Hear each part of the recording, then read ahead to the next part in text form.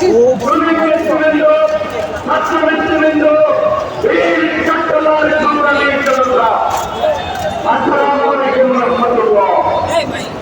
আপনারা আজকে দেখতে পাচ্ছেন ফিলিস্তিন নামক একটি রাষ্ট্রে অবৈধভাবে থেকে আসা, অবৈধভাবে উড়ে আসা ইসরায়েলি সন্ত্রাসীরা পাখির মতো মহামারী মানুষদেরকে হত্যা করছে।